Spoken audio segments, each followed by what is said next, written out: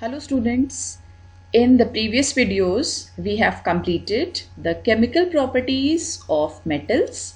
From this video we will be starting with chemical properties of non-metals. In this, first we will study about reaction of non-metals with oxygen.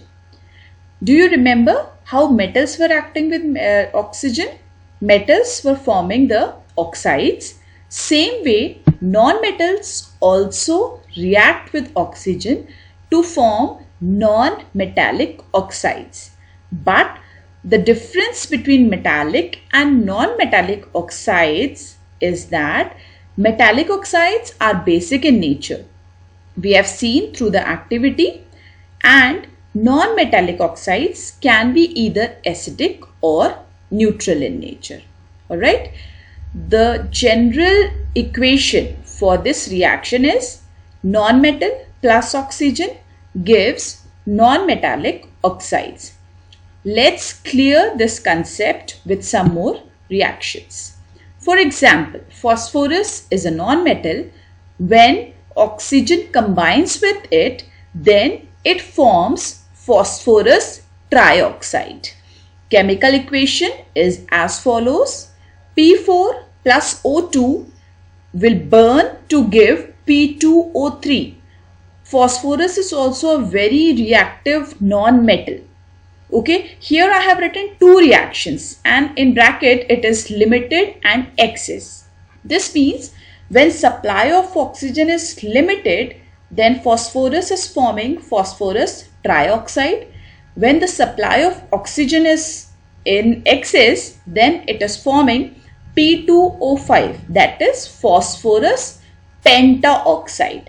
Here it was trioxide because 3 was written here, and here 5 molecules of oxygen is there, therefore it is pentaoxide.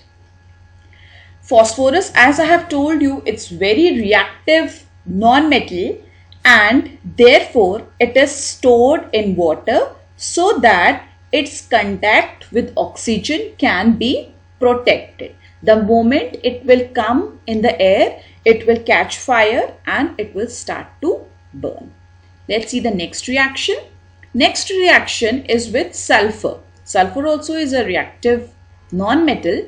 It combines with oxygen to form sulfur dioxide, or when the supply of oxygen is more, then it will form sulfur trioxide. The chemical equations for both of them are as follows.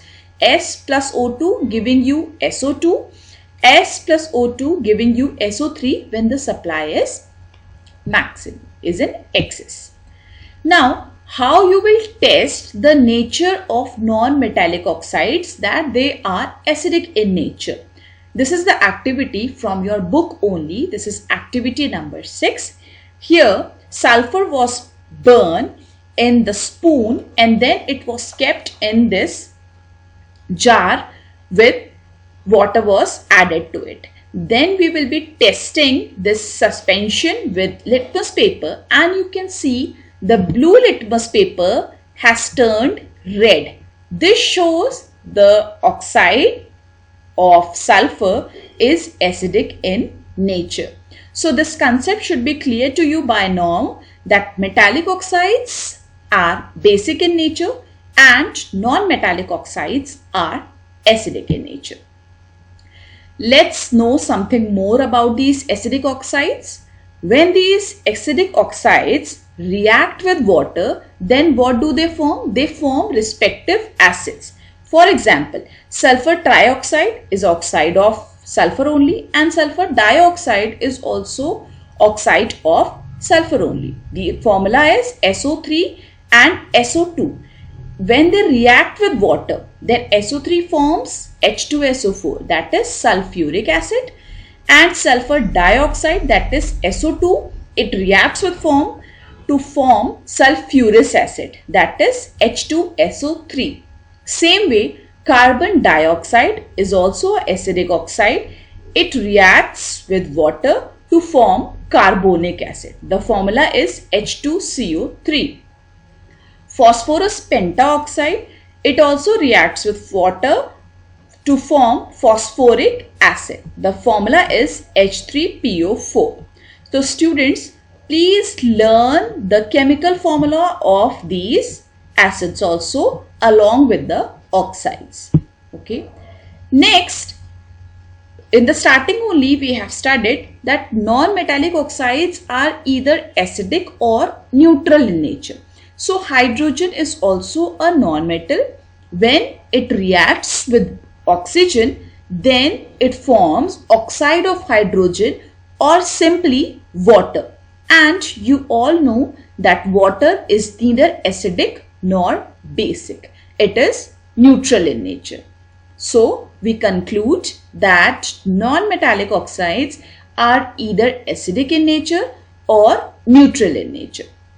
Try to find out the names of some more neutral oxides.